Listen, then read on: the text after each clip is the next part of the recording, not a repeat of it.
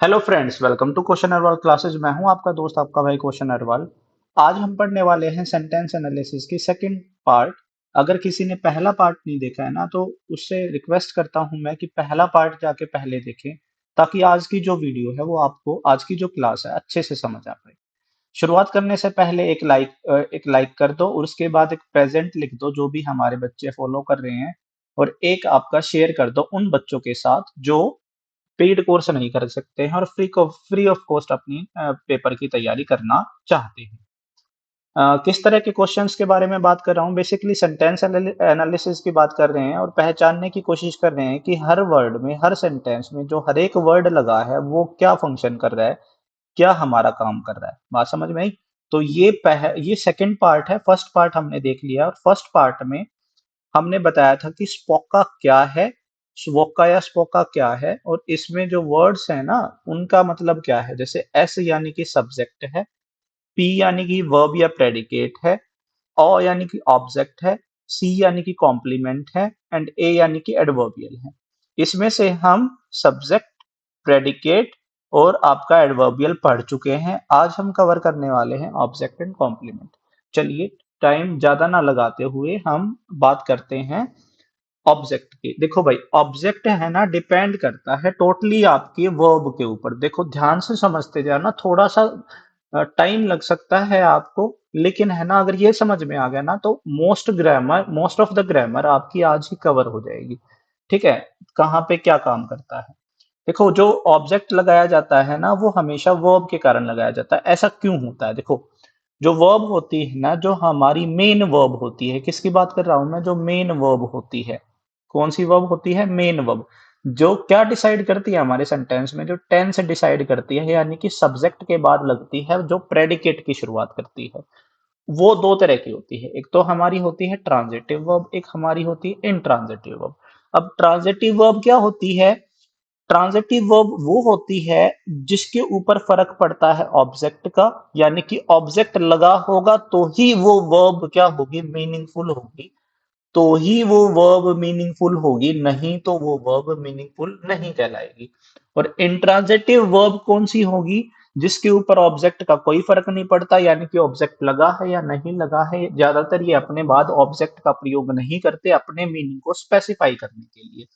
आसान शब्दों में बात करूं तो मेरे भाई, ऐसी वर्ब्स जो अपने बाद ऑब्जेक्ट लगाती हैं, क्या करने के लिए? बताने के लिए, क्लैरिफाई करने के लिए। क्या क्लैरिफाई करने के लिए? मीनिंग को क्लैरिफाई करने के लिए। यानी कि ऐसी वर्ब्स जो अपने बाद ऑब्जेक्ट का प्रयोग करती हैं, ऑब्जेक्ट्स लगाती हैं अपने बात मीनिंग को क्लैरिफाई करने के लिए, अपना मीनिंग को सार्थक बनाने के लिए। बात समझ में आई? और इंट्रांजिटिव वर्ब को किसी भी चीज की जरूरत नहीं होती है। देखो, एग्जांपल से समझते हैं। मैंने बोला सैंडी किक्स। ठीक है? मैंने बोला कि सैंडी किक्स। तो यहाँ पे ये है ना, सेंटेंस ठीक नहीं है। क्यों ठीक नहीं है? Sandy kicks. अब यहाँ पे हमारे मन में है ना, एक दिमाग में एक बात आती है कि उसने लात मारी, तो किसको मारी, या किस चीज को मारी, या किसे मारी। ठीक है? फॉर एग्जाम्पल समझते हैं, सैंडी किक्स व्हाट, यानी कि सैंडी ने किक किया, किसे किया। क्वेश्चन हमारे मन में आता है ना, सोच के देखिए। कोई भी और भी एग्जाम्पल ले सकते हैं। जैसे कि मैं अपना ही एग्जाम्पल लूं, अगर मैं बोलूं कौशल टीचेज। मैंने बोला कौशल टीचेज। तो यहाँ पे आसान आसान एग्जांपल इसलिए ले रहा हूं कि समझ में आना चाहिए। मुश्किल आप अपने आप भी एनालिसिस उसका कर सकते हो। कौशल टीचेज, तो यहाँ पे ये कुछ अधूरा सा लग रहा है कि कौशल टीचेज, कौशल पढ़ाता है। क्या पढ़ाता है या किसे पढ़ाता है? ऐसे ही सैंडी ने किक किया, किसे किक किया या किस चीज को किक किया। तो सैंडी किक्स व्हाट, पहला क्वेश्चन हमारा बनता है। सैंडी किक्स द फुटबॉल, यानी कि सैंडी ने किसको किक किया? एक फुटबॉल को किक किया।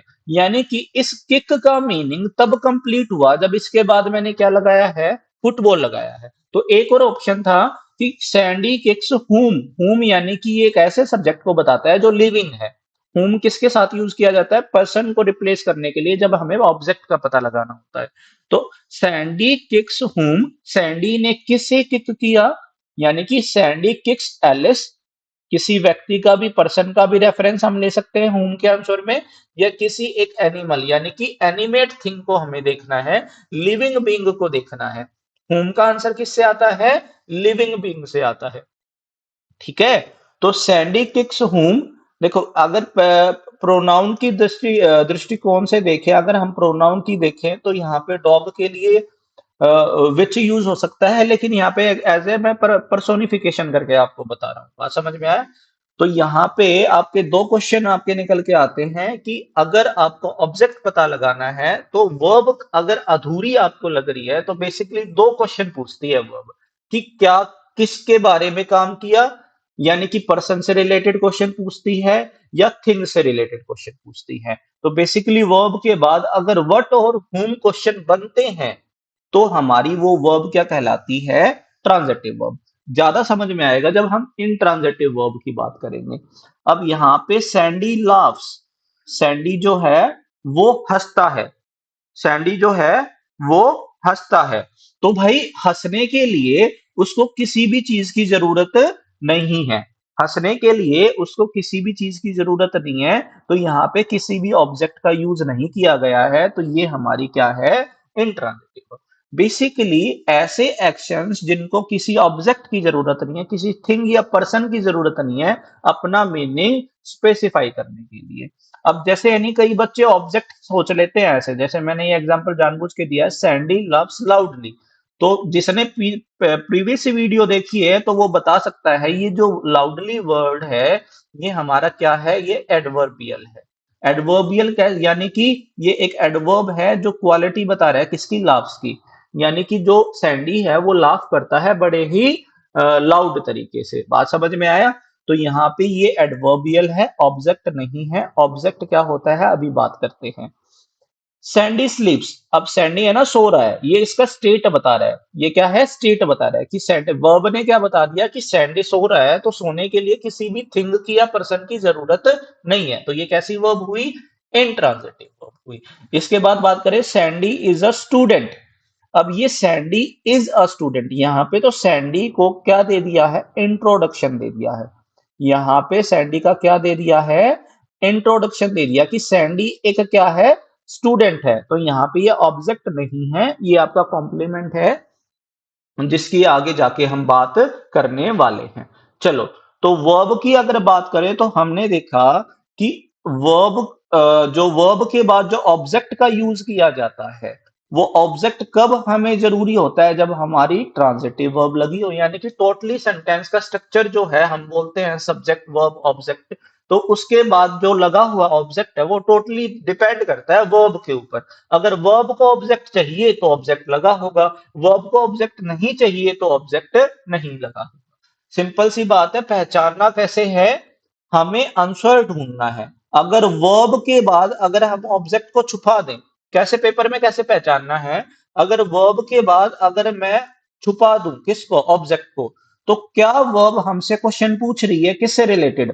व्हाट से रिलेटेड या whom से रिलेटेड? किसे या किसे, किसी पर्सन से रिलेटेड या थिंग से रिलेटेड? तो अगर उसका मीनिंग व्हाट और whom के आंसर देने के बाद कंप्लीट हो रहा है तो वर्ब ट्रांजिटिव है, नहीं तो इंट्रांजिटिव है।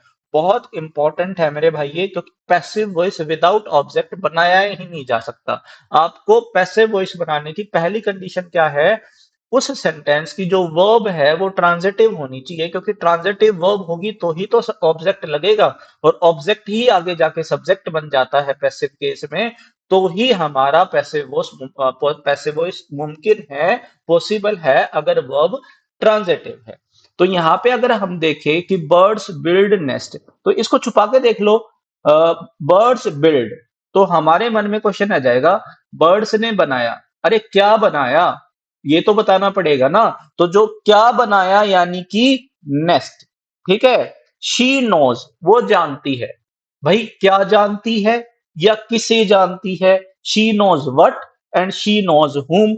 तो यहां पे ऐसे भी लिख सकता था मैं, she knows the truth, she knows the truth. तो दोनों आंसर आ सकते हैं, देखो दोनों सब्जेक्ट बना सकते हैं।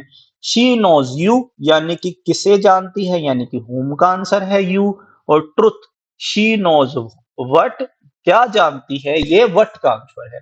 तो ये हमारा लिविंग ऑब्जेक्ट आया और ये हमारा नॉन लिविंग ऑब्जेक्ट आया। ये क्यों बता रहा हूं लिविंग नॉन लिविंग बार बार, क्योंकि इससे पहचानने में आसानी होती है। whom हमेशा पर्सन के लिए यूज होता है और व्हाट हमेशा ऑब्जेक्ट के लिए, ऐसा ऑब्जेक्ट जो इनएनिमेट या थिंग होती है या एब्स्ट्रैक्ट आइडिया होता है। ऑल गुड मैन हेल्प, अगर मैं ये हटा दूं पुअर, तो यहां पे क्या आएगा, ऑल गुड मैन हेल्प, सभी अच्छे आदमी मदद करते हैं। तो ये तो हमारा कंप्लीट ही नहीं हुआ ना सेंस। किसकी मदद करते हैं भाई, जो पुअर होते हैं। ठीक है। द जाट लव फाइटिंग, ये नॉट अ पर्टिकुलर कास्ट से रिलेटेड नहीं है। ठीक है, सिर्फ एक एग्जांपल है। द जाट लव, अब क्या, फाइटिंग, वट का आंसर है। The foolish crow tried to sing, अब क्या, tried what to sing. Our soldier tried to scale the cliff, tried what to scale the cliff. तो ये जो सारे के सारे मैंने अंडरलाइन किए हैं, ये हमारे क्या है, ऑब्जेक्ट है। या तो किसके आंसर है, वट के या हुम के। देखो यहाँ पे बेसिकली ऑब्जेक्ट वर्ड जो होता है ना, वो आंसर होता है किसका, या तो व्हाट का या whom का। बार बार आपको यहीं पे लर्न करवा रहा हूं, मेरे साथ साथ बोलते रहिए और समझते रहिए।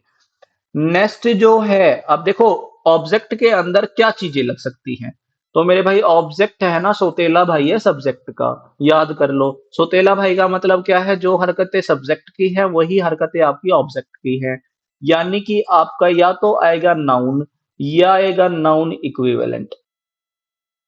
क्या आएगा, नाउन आएगा या नाउन इक्विवेलेंट आएगा। बहुत सारे एग्जांपल्स हमने पिछली वीडियो में किए थे, सारे के सारे एक बार तो रिवाइज करवा देता हूं मैं। उसके बाद अगर आपको और भी ज्यादा डीप पढ़ना है तो बहुत अच्छी अच्छी बुक्स आती हैं। For example Oxford learner dictionary वाली बुक आती है, माय फेवरेट। उसके बाद रेनन मार्टिन आती है, माय फेवरेट। ये दोनों बुक्स स्टैंडर्ड बुक्स हैं अगर आपको ये सारी चीजें पढ़नी है डीपली। ठीक है। बहुत सारे एग्जाम्पल दे रखे होंगे, वैसे एग्जाम्पल भी मैं प्रैक्टिस आपको करवा दूंगा, टेस्ट के अंदर टेस्ट आपको दे दूंगा इसके। कम से कम हर टॉपिक के ऊपर 20-20 क्वेश्चंस तो आपके दे ही दूंगा मैं इसके ऊपर। आपका अच्छा रिवीजन हो जाएगा। ठीक है। तो यहाँ पे आपको अगर मैं बात करता हूं कि नाउन या नाउन इक्विवेलेंट, यानी कि अगर नाउन आया तो प्रोनाउन भी आएगा, क्योंकि प्रोनाउन क्या होता है, ऐसे वर्ड्स होते हैं जो नाउन को रिप्लेस करके लगाए जाते हैं। तो सीधी सी बात है, यहाँ पे नाउन इक्विवेलेंट आएगा ऑब्जेक्ट के अंदर भी और सब्जेक्ट के अंदर भी। यानी कि वर्ब के तुरंत बाद लगा नाउन या वर्ब के तुरंत बाद लगा प्रोनाउन, जो किसी जो वर्ब के बाद आने के बाद उस वर्ब का व्हाट या whom का आंसर दे रहा है, वो हमारा क्या होता है, ऑब्जेक्ट। डायरेक्ट पहचानने की ट्रिक है ये। तो यहाँ पे देखो, यू है, द पुअर है, फाइटिंग है, टू सिंग है, टू स्केल द क्लिफ है। ये किस किस के आंसर है, साथ साथ मैंने आपको क्लियरली मेंशन किए हुए हैं। अब बात करते हैं ये कौन से पार्ट्स ऑफ स्पीच होते हैं, ऑब्जेक्ट में किस किस पार्ट्स ऑफ स्पीच का यूज करता है। डायरेक्टली आपका क्या होता है, वर्ब के तुरंत बाद लगे वर्ड को अंडरलाइन कर देगा। कई बार है ना, हमें सफिक्सेस जो होते हैं वो याद नहीं रहते हैं, तो हम पहचानेंगे कैसे कि वो क्या लगा है। फॉर एग्जाम्पल, जैसे कि ये फाइटिंग है और ये टू सिंग है, इसको हम क्या बोलेंगे, बात समझ में आई। क्योंकि वर्ब की फर्स्ट फॉर्म के साथ आईएनजी, जो नॉन फाइनाइट वर्ब्स होती हैं वो दोनों होती हैं।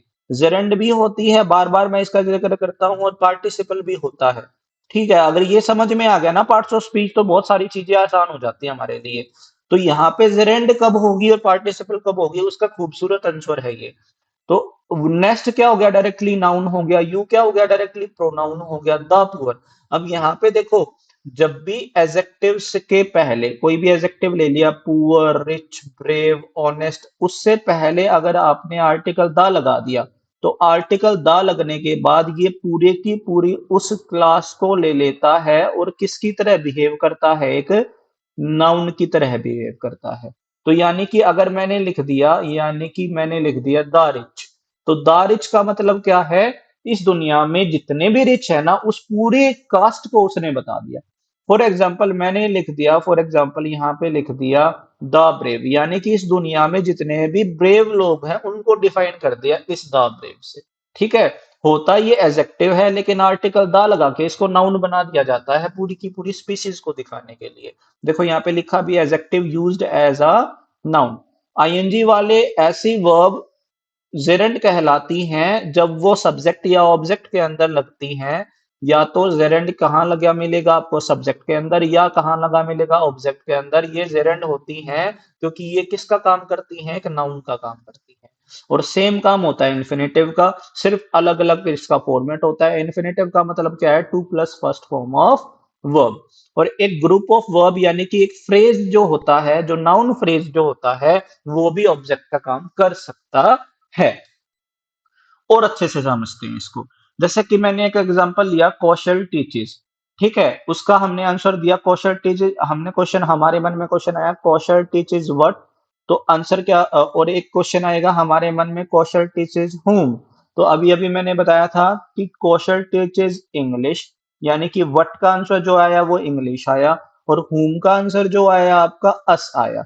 तो इस तरीके से दो तरह के हमारे ऑब्जेक्ट हो गए। ये तो हो गया हमारा नॉन लिविंग, और ये हमारा हो गया लिविंग। जिसको आप इसे कहते हैं, ये हमारा हो गया इनएनिमेट, और ये हमारा हो गया एनिमेट। एनिमेट यानी कि जो चल फिर सकता है अपने आप से। तो यानी कि दो तरह का हमारा ऑब्जेक्ट हो जाता है, डायरेक्ट ऑब्जेक्ट हो गया और इनडायरेक्ट ऑब्जेक्ट हो गया। अरे दोनों में इनडायरेक्ट डायरेक्ट लगा दिया। चलो मैं इसमें लिख देता हूं, इनडायरेक्ट ऑब्जेक्ट हो गया और आपका डायरेक्ट ऑब्जेक्ट हो गया। देखो ये जो लिविंग वाला होता है ना, इसको हम बोलते हैं इनडायरेक्ट ऑब्जेक्ट, और जो नॉन लिविंग वाला होता है ना, इसको हम बोलते हैं डायरेक्ट ऑब्जेक्ट। यानी कि इनएनिमेट थिंग्स या अब्स्ट्रैक्ट आइडिया जो देंगे, उसको बताते हैं डायरेक्ट ऑब्जेक्ट। और जो एनिमेट थिंग्स होती हैं, यानी कि जो पर्सन हो गया आपका, उसको हम बोलते हैं डायरेक्ट ऑब्जेक्ट। यानी कि ऑब्जेक्ट दो तरह के हो गए, क्योंकि दो क्वेश्चन पूछ रहे हैं, व्हाट से और whom से। एक ही सेंटेंस में क्या दोनों का यूज कर सकते हैं, बिल्कुल कर सकते हैं। अरेंजमेंट कैसे होगा, अगर दोनों को एक ही सेंटेंस में बनाएंगे तो क्या अरेंजमेंट होगा, सबसे पहले सब्जेक्ट लगेगा, फिर वर्ब लगेगी, फिर इनडायरेक्ट ऑब्जेक्ट लगेगा, यानी कि लिविंग वाला पहले लगेगा और नॉन लिविंग वाला बाद में लगेगा। कौशल टीचेस अस इंग्लिश, यहां से समझते जाना, यानी कि ये भी, ये क्या हुआ हमारा प्रोनाउन हुआ, ये इंग्लिश क्या हुआ हमारा नाउन हुआ। तो यहाँ पे नाउन प्रोनाउन आगे वर्ब के बाद, और दोनों वर्ब के क्वेश्चन का आंसर कर रहे हैं। पहले वाला क्वेश्चन का आंसर कर रहा है whom का, और दूसरे वाला क्वेश्चन का आंसर कर रहा है what का। यानी कि अगर मैं इसका सेंटेंस एनालिसिस करूं तो क्या हो जाएगा, सबसे पहले सब्जेक्ट लगा है, उसके बाद वर्ब लगी है, उसके बाद इनडायरेक्ट ऑब्जेक्ट लगा है, और उसके बाद डायरेक्ट ऑब्जेक्ट लगा है। ये हमारा आंसर हो जाएगा सब्जेक्ट वर्ब ऑब्जेक्ट और ऑब्जेक्ट। यानी कि एक ही सेंटेंस में दो ऑब्जेक्ट्स का यूज हो सकता है, क्योंकि वर्ब के बाद दोनों तरह के ऑब्जेक्ट का प्रयोग किया जा सकता है। तो ऐसा तो बिल्कुल भी सोचेंगे कि डबल ओ आ ही नहीं सकता। देखो यहाँ पे बहुत अच्छा एग्जांपल है, और पैसिव वॉइस बनाते समय भी इन दोनों ऑब्जेक्ट का यूज करके हम पैसिव वॉइस बना सकते हैं। अगला क्वेश्चन देख लेते हैं, आई promised him a present. I promised him a present यानी कि प्रॉमिस किया उसे, किसका प्रॉमिस किया, आई promised whom, I promised him, I promised what, I promised a present. इसके बाद my father bought my sister an iPhone, iPhone. तो यहाँ पे भी क्या हो गया हमारा, ये डायरेक्ट ऑब्जेक्ट हो गया और इनडायरेक्ट ऑब्जेक्ट हो गया। ठीक है, चलिए आगे चलते हैं। अब बात करते हैं कॉम्प्लीमेंट की। भाई बहुत इंपॉर्टेंट है, अगर थोड़ा सा भी डाउट रहता है तो वीडियो को रिवाइंड करें और उसको देख लें। अब बात करते हैं कॉम्प्लीमेंट की। कॉम्प्लीमेंट क्या होता है, बेसिकली क्या होता है कि सब्जेक्ट और ऑब्जेक्ट के बारे में, कई बार हम जब सब्जेक्ट और ऑब्जेक्ट का यूज करते हैं, तो सब्जेक्ट और ऑब्जेक्ट के अंदर ही उसके बारे में पूरी जानकारी नहीं दे पाते हैं। तो सब्जेक्ट और ऑब्जेक्ट की जानकारी जब प्रेडिकेटिवली दी जाती है, यानी कि वर्ब के बाद दी जाती है, प्रेडिकेट में दी जाती है, किसके बारे में, सब्जेक्ट के बारे में या ऑब्जेक्ट के बारे में, तो वो जो एडिशनल इंफॉर्मेशन दी जाती है ना, वो उस सेंटेंस के सब्जेक्ट या ऑब्जेक्ट के मीनिंग को कंप्लीट करता है। तो इसलिए हम उसको क्या बोलते हैं, कॉम्प्लीमेंट बोलते हैं। दोबारा से बता देता हूं मैं, सब्जेक्ट या ऑब्जेक्ट के बारे में दी गई वर्ब के बाद, यानी कि प्रेडिकेट के अंदर, प्रेडिकेट मैंने समझा दिया, सब्जेक्ट को छोड़ के सेंटेंस का सब्जेक्ट के बाद लगा हुआ पूरा का पूरा सारा जो पार्ट होता है, वो क्या कहलाता है, प्रेडिकेट कहलाता है। यानी कि प्रेडिकेट के अंदर यूज की गई ऐसी इंफॉर्मेशन जो किसी सब्जेक्ट या ऑब्जेक्ट के बारे में एडिशनल इंफॉर्मेशन देती है या उनका मीनिंग कंप्लीट करती है, तो उसको हम क्या बोलते हैं, कॉम्प्लीमेंट बोलते हैं। कहाँ यूज होती है, यूज्ड इन प्रेडिकेट। तो दो तरह की होगी, या तो सब्जेक्ट के बारे में कॉम्प्लीमेंट हो गया या ऑब्जेक्ट के बारे में कॉम्प्लीमेंट होगा। तो सब्जेक्ट के बारे में कॉम्प्लीमेंट बात करते हैं। अब सब्जेक्ट के बारे में बात करते टाइम ना, आज शुरुआत ही में मैंने बता दिया था कि दो तरह की वर्ब होती है, एक तो ट्रांजिटिव वर्ब होती है, एक इंट्रांजिटिव वर्ब होती है। तो अब यूज, पहले हमने ऑब्जेक्ट बनाते टाइम ट्रांजिटिव वर्ब का यूज कर लिया, अब इंट्रांजिटिव वर्ब से यूज करके हम कॉम्प्लीमेंट्स का यूज करते हैं। ठीक है। एक इंट्रांजिटिव वर्ब हमने वहां पे देखा था, क्या प्रोड्यूस करती है, क्या एक्सप्रेस करती है, एक स्टेट एक्सप्रेस करती है और बीइंग एक्सप्रेस करती है। ये दोनों जो जानकारी दी जाती है, ये किसके बारे में दी जाती है? सब्जेक्ट के बारे में। सब्जेक्ट के बारे में कि सब्जेक्ट का स्टेट क्या है, सब्जेक्ट की स्टेट क्या है, सब्जेक्ट का बीइंग क्या है। बीइंग यानी कि उसका इंट्रोडक्शन हम देते हैं, इंट्रोडक्शन यानी कि वो है एक्चुअल में क्या चीज, सब्जेक्ट एक्चुअल में चीज है क्या, उसके बारे में जब हम ये दो जानकारी देते हैं तो हमारा सब्जेक्ट कॉम्प्लीमेंट का यूज किया जाता है। और किसका यूज करके? सब्जेक्ट कॉम्प्लीमेंट हमेशा और हमेशा किसके साथ यूज किया जाता है? Intransitive word. Very very very important question. आपको समझ में आना चाहिए कि हम कभी भी सब्जेक्ट कॉम्प्लीमेंट का यूज ट्रांजिटिव वर्ब के बाद नहीं कर सकते। इंट्रांजिटिव वर्ब के बाद ही सब्जेक्ट कॉम्प्लीमेंट का यूज होता है। Very important. अब है ना, ट्रांजिटिव और इंट्रांजिटिव की बात कर रहे हैं ना, तो इंट्रांजिटिव की बात करते समय सबसे पहली जो आती है, जब हम सब्जेक्ट का क्या देते हैं? इंट्रोडक्शन देते हैं। यानी कि जब इंट्रांजिटिव वर्ब क्या एक्सप्रेस करती है सब्जेक्ट के बारे में? बीइंग।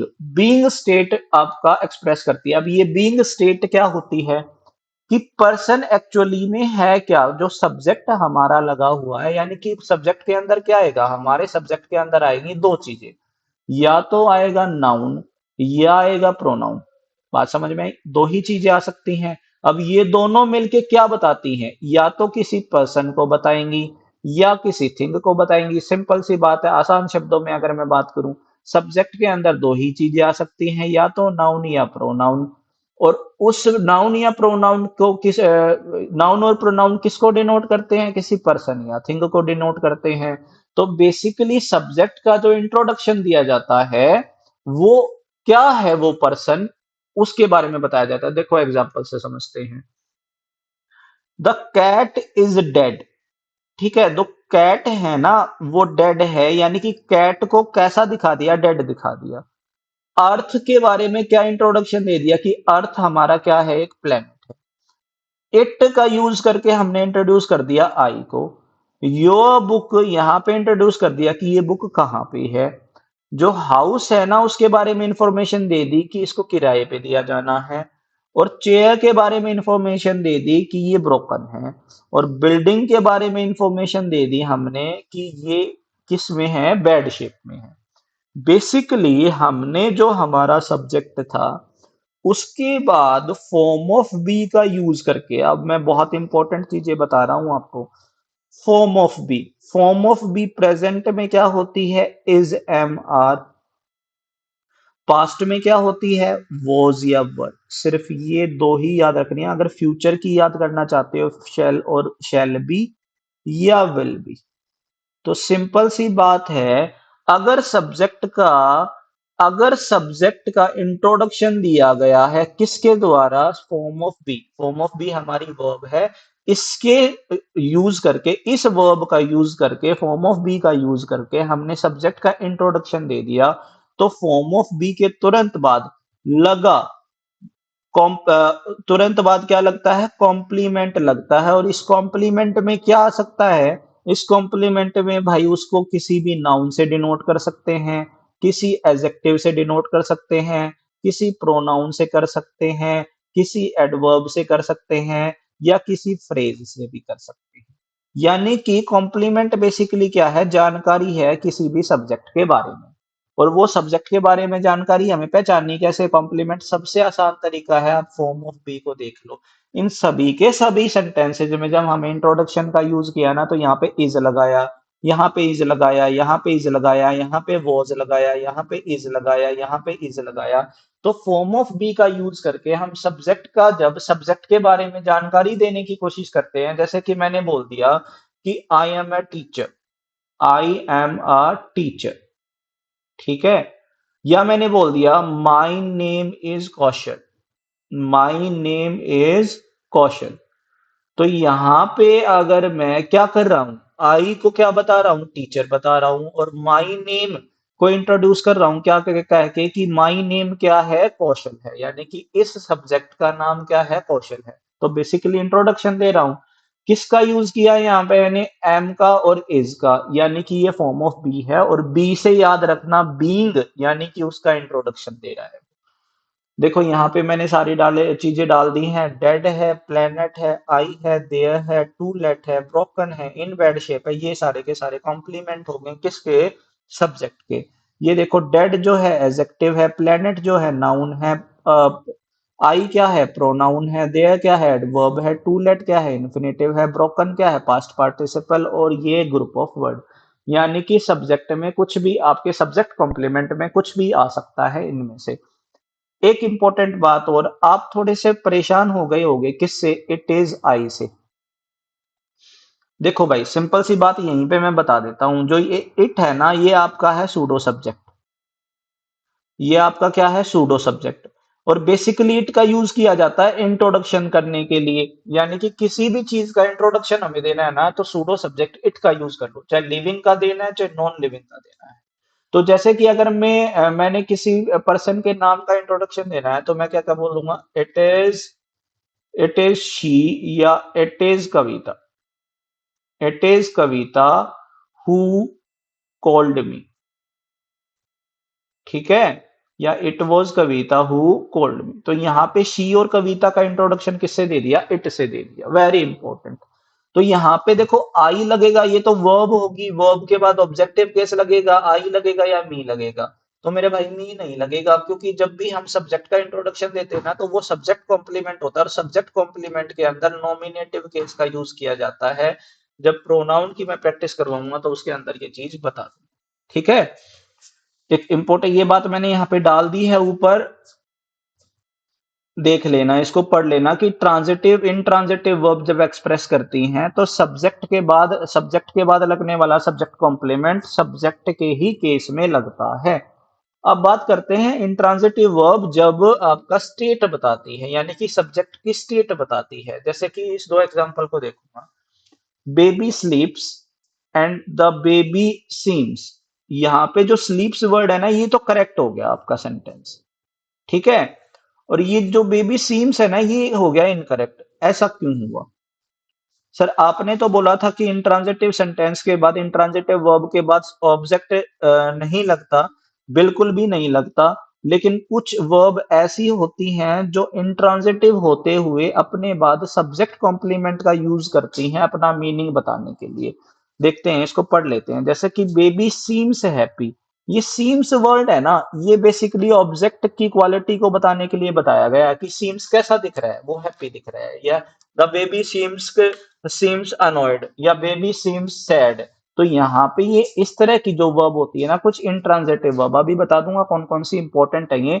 इनके बाद जो आपका एडजेक्टिव नाउन या प्रोनाउन लगता है ना, उसको हम बोलते हैं सब्जेक्ट कॉम्प्लीमेंट। ये हमारा ऑब्जेक्ट नहीं होता, ये हमारा क्या होता है, सब्जेक्ट कॉम्प्लीमेंट होता है। क्योंकि ये जो सारी की सारी वर्ब्स है ना, ये हमारी इंट्रांजिटिव वर्ब है, ट्रांजिटिव वर्ब नहीं है। तो कुछ वर्ब ऐसी होती हैं जो इंट्रांजिटिव वर्ब होती हैं, और ये इनकम्प्लीट प्रेडिकेशन के शिकार होती हैं। इनकम्प्लीट प्रेडिकेशन का मतलब क्या है, इनको ऑब्जेक्ट भी नहीं चाहिए अपने बाद में, और इनका मीनिंग भी कंप्लीट नहीं होगा जब तक हम सब्जेक्ट कॉम्प्लीमेंट इनके बाद नहीं लगाएंगे। अपने बाद ये सब्जेक्ट कॉम्प्लीमेंट में या तो नाउन लेती हैं, या एडजेक्टिव लेती हैं, या प्रोनाउन लेती हैं। इसको एक बार अच्छे से समझ लेते हैं। कौन कौन सी वर्ब्स होती हैं इनकम्प्लीट प्रेडिकेशन शो करने वाली, ऐसी इंट्रांजिटिव वर्ब कौन कौन सी होती है। बीइंग से रिलेटेड तो मैंने बड़े अच्छे से एक्सप्लेन कर दिया, फॉर्म ऑफ बी हो गया, बिकम हो गया, सीम हो गया, और अपीयर। ये तीन वर्ब ऐसी हैं जो अपने बाद सब्जेक्ट कॉम्प्लीमेंट का यूज करती हैं, क्योंकि ये अपने आप में इंट्रांजिटिव होती हैं। बहुत सारे एग्जाम्पल दे दिए, इन्हीं एग्जाम्पल से आपके पेपर में क्वेश्चन आ जाता है। John became a soldier, became word जो है ना, ये सोल्जर कौन बना है? जॉन बना है। तो जानकारी किसके बारे में? सब्जेक्ट के बारे में। बिकेम से इसका लेना देना कुछ भी नहीं है। The man seems tired, tired दिखा है, कौन दिखा है? मैन दिखा है। स्काई ग्रू डार्क, डार्क जो है वो कौन है? स्काई है। ग्रू से इसका कोई लेना देना नहीं है, ऑब्जेक्ट नहीं होगा। ये क्या होंगे? सारे के सारे सब्जेक्ट कॉम्प्लीमेंट होंगे। तो यहाँ पे जैसे शुगर टेस्ट स्वीट्स, जब ये स्वीट, जब ये बच्चे बहुत बार पूछते हैं सर ये एडजेक्टिव है या एडवर्ब है, भाई एडजेक्टिव है। एडजेक्टिव है किसके? स्वीट कौन है? शुगर है। टेस्ट स्वीट नहीं है, शुगर स्वीट है यहाँ पे। मिस्टर मेहता बिकम मेयर, तो मेयर कौन बना है? मेहता जी बने हैं। हैप्पी कौन है? यू है। स्वीट कौन है? रोजेज हैं। प्लीज्ड कौन है? ये हमारी शी है। सिर्फ ये जो कंप्लीमेंट है ना, इसको दिखाने का काम, इनकी स्टेट को दिखाने का काम इन वर्ब्स ने किया है। कौन कौन सी वर्ब आ गई हमारी? कौन कौन सी लर्न करनी है हमें? बिकम, सीन, ग्रू, टेस्ट, लुक, स्मेल, अपीयर। ये जो हमारी वर्ब्स होती हैं, ये इसके बाद सब्जेक्ट कॉम्प्लीमेंट का यूज करती हैं। तो आपका इस सेंटेंस का स्ट्रक्चर क्या हुआ? सब्जेक्ट हुआ, वर्ब हुआ, और उसके बाद ऑब्जेक्ट नहीं आता, कॉम्प्लीमेंट आता है, सी हम लगाएंगे। ठीक है, चलिए अब बात करते हैं ऑब्जेक्ट कॉम्प्लीमेंट की। ऑब्जेक्ट कॉम्प्लीमेंट को भी देखने के लिए सबसे पहले हम एग्जांपल देखते हैं। The boys made a snowball. अब है ना, ये मेड है, ये मेड क्या है? वर्ब है। वर्ब के बाद क्या लगा दिया? ऑब्जेक्ट लगा दिया। बिल्कुल ठीक है, हमने क्या किया? Boys made what? Boys made object, boys made a snowball, यानी कि ये व्हाट का आंसर है। ठीक है, इसके बाद boys made M S Dhoni, अब ये हुम का आंसर है। ठीक है, boys made whom, boys made M S Dhoni, boys ने किसको बनाया? एम एस धोनी ने। लेकिन ये मीनिंगफुल तो हुआ ही नहीं, ये तो पूरा का पूरा मीनिंगफुल है। लेकिन सेंटेंस क्या होता है? जो अपने आप में मीनिंगफुल भी और ग्रामेटिकली भी करेक्ट हो। अब ये ग्रामर के हिसाब से तो करेक्ट है, लेकिन मीनिंगफुल बिल्कुल भी नहीं है। अब बॉयज ने बनाया धोनी को, अरे भाई क्या बनाया? पॉसिबल नहीं है। हमें एम एस धोनी को बनाने वाला भगवान है, आप कुछ नहीं कर सकते, बॉयज कुछ नहीं कर सकते उसमें, धोनी जी मारेंगे पकड़ के आपको। तो यहाँ पे हमें किसकी जरूरत होती है? अब इस सेंटेंस को पूरा करने के लिए, the boys made M S Dhoni. अब एम एस धोनी को क्या बनाया गया? कैप्टन बनाया गया। वेरी इंपॉर्टेंट, यानी कि कुछ ऐसी वर्ब्स होती हैं जो ट्रांजिटिव होती हैं। ये वर्ब्स कैसी होती हैं? ट्रांजिटिव होती हैं। कैसी वर्ब्स होती हैं? ट्रांजिटिव, यानी कि इनके बाद आपका ऑब्जेक्ट लगता ही लगता है, और ऑब्जेक्ट लगेगा ही लगेगा, फिर भी ये अपना मीनिंग पूरा शो नहीं कर पाती। इनको अपना मीनिंग कंप्लीट करने के लिए ऑब्जेक्ट के साथ उसका ऑब्जेक्ट कॉम्प्लीमेंट लगाना पड़ता है, तभी इनका वर्ब, इनका जो है आपका ये मीनिंग कंप्लीट होता है। और ऐसी कौन कौन सी वर्ब है? मेक है, ठीक है, सिलेक्ट है, इलेक्ट है, अपॉइंट है। ये सारी की सारी वर्ब्स पेपर में आती हैं। अगर इन वर्ब का यूज किया गया है और इनके बाद ऑब्जेक्ट लगा है, ऑब्जेक्ट के बाद हमेशा क्या लगता है? ऑब्जेक्ट कॉम्प्लीमेंट का यूज किया जाता है। ठीक है, अभी दिखा भी देते हैं। तो ये आपका मैंने बता दिया अ, कि हमने जैसे यहाँ पे जो मेड वर्ब का यूज किया है, वो ट्रांजिटिव वर्ब होने के बाद भी इनकम्प्लीट प्रेडिकेशन दिखा रही है। जब तक हम, अनलेस हम उसका कॉम्प्लीमेंट नहीं लिखेंगे, किसका कॉम्प्लीमेंट? ऑब्जेक्ट का, ये अपना मीनिंग कंप्लीट नहीं करेगी। एग्जाम्पल से समझते हैं, एग्जाम्पल ही हमारी मदद करेंगे। The jury found him guilty. अब फाउंड किसे किया है? Found whom, found him, found whom, found Ramesh, found whom, found Aditya, found whom, found Alka. तो यहाँ पे फाउंड के बाद ऑब्जेक्ट तो लगा है, लेकिन अगर हम ये बोल देंगे कि गिल्टी को मैंने हटा दिया, द जूरी फाउंड हिम, अरे फाउंड तो कर लिया, लेकिन क्या फाउंड किया? क्या पाया? Guilty, not guilty. तो यहाँ पे जो ये गिल्टी वर्ड है ना, ना तो ये फाउंड के लिए लगा है, ना ये जज के लिए, ये लगा है किसके लिए? ऑब्जेक्ट के लिए, यानी कि ये क्या कहलाएगा? ऑब्जेक्ट कॉम्प्लीमेंट कहलाएगा। His parents named him Hari. अब नेम किसका है? हिम का। He kept us waiting, waiting कौन है? Us. Nothing will make him repent, repent कौन है? हिम। और his first filled them with terror. Terror किसके अंदर है? देम के अंदर। तो guilty, Hari, waiting, repent, with terror, ये सारे के सारे क्या कहलाएंगे? ऑब्जेक्ट कॉम्प्लीमेंट कहलाएंगे। इसका सेंटेंस का स्ट्रक्चर क्या होगा?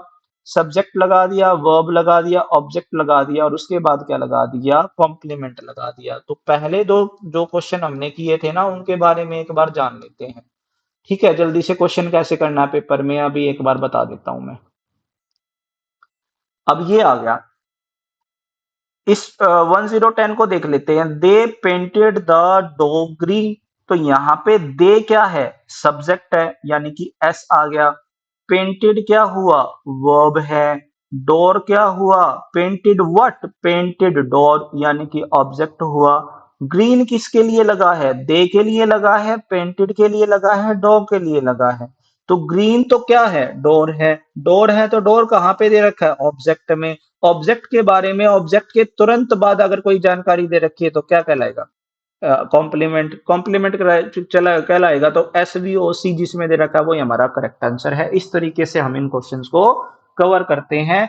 तो 13 वाले क्वेश्चन का आंसर मुझे जल्दी से कमेंट सेक्शन में बता दो कि क्या होगा। ठीक है, have a nice day and take care. आज के लिए इतना ही। अगर लंबी वीडियो हो गई है तो पार्ट्स में इसको देख लेना, क्योंकि टाइम कम है, आपको सिलेबस जल्दी करवाना जरूरी है। नहीं तो सब्जेक्ट कॉम्प्लीमेंट की अलग वीडियो बनती, ऑब्जेक्ट की अलग बनती है, ऑब्जेक्ट कॉम्प्लीमेंट की अलग बनती, प्रेडिकेट की अलग बनती। ठीक है, तो 6-7 क्लासेस में ये कंप्लीट होता है, लेकिन मैंने 2 ही में करवा दिया है। कोशिश की है आपको समझ में भी आ जाए।